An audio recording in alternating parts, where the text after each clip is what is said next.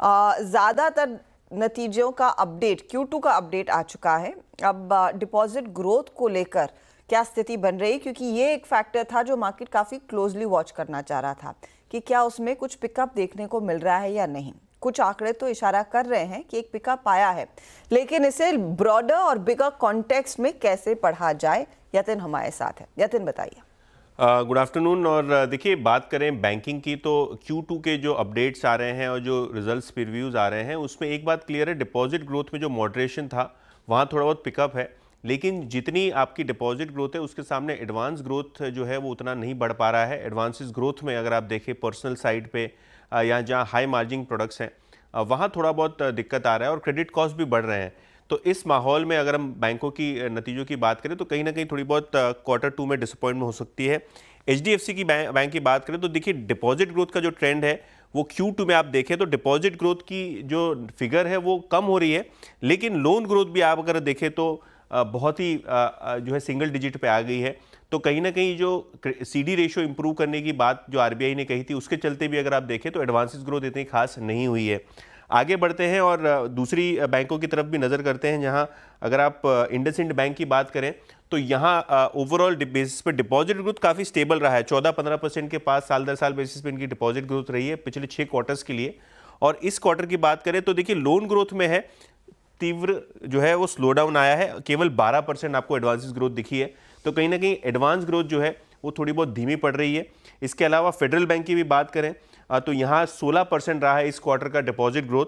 हालांकि अगर हम बात करें इनके एडवांसेस ग्रोथ की तो वो भी लगभग इसी लेवल के आसपास होता हुआ नजर पड़ा है। थोड़ा बहुत स्लो यहाँ भी आपको चीज़ें दिख रही हैं। अगर हम छोटे मझौले बैंक्स की बात करें जैसे कि येस बैंक, बंधन बैंक, तो यहाँ भी ट्रेंड सिमिलर है। इनफैक्ट येस बैंक की काफ़ी कमज़ोर रही है इस टाइम की डिपॉजिट ग्रोथ। और अगर हम लोन ग्रोथ की बात करें तो जो 12-13-14% रहती थी, यहाँ भी आपको थोड़ी बहुत गिरावट आती हुई नज़र पड़ी है। बंधन बैंक का और एक कंसर्न है कि इनके जो स्प्रेड्स हैं वो भी थोड़े बहुत दिक्कत में है। माइक्रो फाइनेंस बुक भी श्रिंक हो रही है। 22% डिपॉजिट ग्रोथ हुई है, लेकिन उसके सामने केवल 21-21% की आपको एडवांस ग्रोथ आती हुई नज़र पड़ रही है। हालांकि सिल्वर लाइनिंग अगर हम कहें या ब्राइट स्पॉट देखें तो AU स्मॉल फाइनेंस बैंक, क्योंकि यहाँ थोड़े बहुत कॉस्ट ऑफ डिपॉजिट बेटर होते हैं, ये डिपॉजिट मोबिलाइजेशन लगभग 45% की ग्रोथ बता रही है और उसके सामने एडवांस ग्रोथ लगभग 48% की है। तो AU बैंक और जो छोटे बैंक हैं जहाँ डिपॉजिट मोबिलाइजेशन काफ़ी स्ट्रांग रहा है, QIPs जिन जिन बैंक ने किए हैं, यहाँ थोड़ी बहुत सुधार एडवांसेस में देख रही हैं।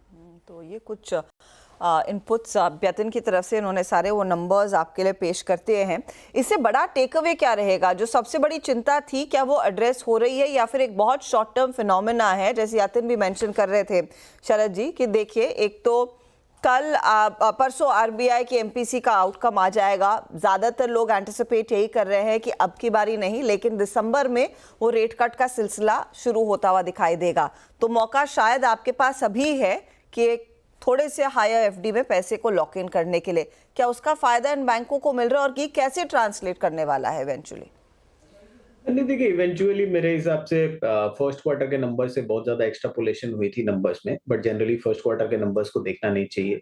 और Q2 ऑनवर्ड्स अब ये नॉर्मलाइज्ड है। Q3 में आपको जो फेस्टिव डिमांड की जो पुल है वो भी दिखाई देगी। तो मुझे लगता है अब यहाँ से आपको ग्रेजुअली इंप्रूवमेंट ही दिखाई देगी और एडवांसेस ग्रोथ में ऐसा कोई स्लो डाउन नहीं है। पिछले साल में बेस इफेक्ट, रीबेस इफेक्ट वगैरह रहता है, बट ईयर ऑन ईयर आप जो नंबर्स देखेंगे उसमें मुझे लगता है 15-16% की अगर आप एडवांसेस ग्रोथ कर रहे हैं तो नॉर्मल है। जहाँ तक डिपॉजिट ग्रोथ है, बहुत सारे प्राइवेट सेक्टर बैंक जानबूझ के भी डिपॉजिट ग्रोथ पे स्लो जा रहे थे क्योंकि एडवांसेस में उतना बड़ा पिकअप उनके पास था नहीं। तो मुझे लगता है अब ग्रेजुअली जैसे-जैसे एडवांसेस पिकअप आ रहे हैं और इंटरेस्ट रेट्स में कमी की भी बात है, तो वो अपने डिपॉजिट मोबिलाइजेशन को इंक्रीज कर रहे हैं। थोड़ा बहुत चैनलाइजेशन में इश्यूज आ रहे थे, जो इक्विटी में फ्लोज वगैरह जा रहे थे। अब मेरे हिसाब से वहाँ से भी जो चैलेंज को एड्रेस करने के लिए बैंक्स को जो नीतियाँ अपनानी थी, वो उन्होंने अपनाई है। तो अगले 3-6 महीने में मेरा ये मानना है कि इस क्वार्टर भी, अगले क्वार्टर भी आपको लगातार ये डिपॉजिट ग्रोथ वाला जो ओवरहैंग है, जो मिक्स है बेसिकली थोड़ा अवेलेबिलिटी ऑफ डिपॉजिट्स का और थोड़ा बैंक्स की अपनी हिंड्रेंस का, तो मुझे लगता है वो एब्जॉर्ब होता हुआ दिखाई देगा और मोस्ट प्रोबेबली वो कंसर्न रहेगी नहीं। और जैसा आपने कहा, अगर इंटरेस्ट रेट कट्स भी आते हैं तो ट्रेजरी इनकम का एक बूस्ट बैंक्स को मिलेगा। तो ज्यादातर बैंक्स की अर्निंग्स में एक पॉजिटिव रिवाइवल आपको दिख सकता है। और प्राइवेट सेक्टर बैंक्स में वैल्यूएशन कंफर्ट है अभी भी। HDFC, इंडसइंड, कोटक, मेरे हिसाब से ये तीनों बैंक्स में काफ़ी अच्छी परफॉर्मेंस यहाँ से आ सकती है। रिसेंट करेक्शन के बाद एक्सिस और आईसीआईसीआई में भी मेरे हिसाब से 10-12% की अपसाइड तो आसानी से निकल सकती है। तो मेरा ये मानना है कि ज़्यादातर जो कंसर्न्स थे डिपॉजिट्स के अराउंड वो अगले 2-3 क्वार्टर्स में और सामने निकल के आएगा कि इतनी प्रॉब्लमैटिक नहीं है और एडवांसेस ग्रोथ भी साथ में रहती है, तो जो एनपीए के नंबर्स हैं वो भी काफ़ी डिप्लीटेड दिखाई देंगे। एसेट क्वालिटी कंसर्न होना नहीं चाहिए। तो ज़्यादातर बैंक्स में आपको यहाँ से काफ़ी इंप्रूवमेंट दिखना चाहिए। ट्रेजरी इनकम की जो इंप्रूवमेंट है वो एडेड आइसिंग होनी चाहिए। ओके, आई थिंक इसमें मैं एक चीज़ ऐड कर दूं अब। यहाँ से अगर आप एक लार्ज प्राइवेट सेक्टर बैंक्स की बास्केट बनाएंगे हर्षिता, व्यू आपको थोड़ा लंबा रखना होगा, 2 से 3 साल का। उसमें अगर आप चाहें तो थोड़ी सी एक आध और अच्छी क्वालिटी की एनबीएफसी भी ऐड करना चाहें तो वो भी कर सकते हैं। वो बास्केट मुझे लग रहा है कि यहाँ से आपको पैसा बना के देगी। ये सारे के सारे स्टॉक जो हैं अब मार्केट में एक ऐसी जगह पर आ गए हैं जहाँ पे और कुछ नहीं तो वैल्यूएशन के हिसाब से इससे ज़्यादा नीचे की मंदी नहीं दिखती है मुझे। ख़राब मार्केट में सब कुछ गिरेंगे, 5-6% हर स्टॉक गिर सकता है, लेकिन एक बड़ी रैली बहुत लोगों ने मिस कर दी थी आईसीआईसीआई बैंक में और एचडीएफसी बैंक में। अब ये एफआई सेलिंग की वजह से ही आई हो, भले उसने आपको एक थोड़ा सा मौका दिया है जिस तरीके से ये स्टॉक वापस नीचे आए हैं, और खासतौर से आईसीआईसीआई जिस तो जो पूर्ण परफॉर्मर रहा है, इवन एचडीएफसी बैंक, मैं कहूँगा कोटक, एक्सिस, थोड़ा सा आपको एक बास्केट अप्रोच रखनी होगी यहाँ पर, और व्यू थोड़ा सा लंबा रखना होगा 2-2.5 साल का।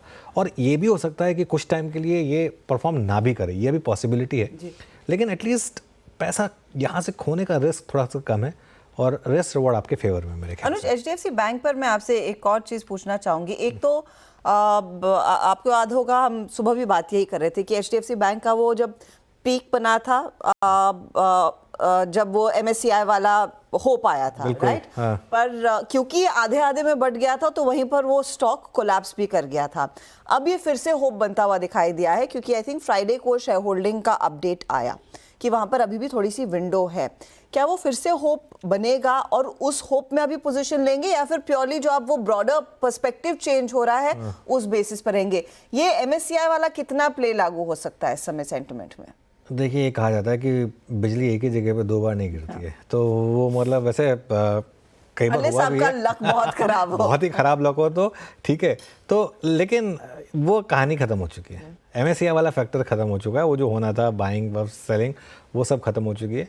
मेरे ख्याल से एचडीएफसी बैंक में एक जो मुझसे भी थोड़ी सी गलती हुई थी, वो जो वो उसमें एक ब्रेकआउट आ रहा था, मुझे लग रहा था कि इस बार का ब्रेकआउट जेन्युइन है।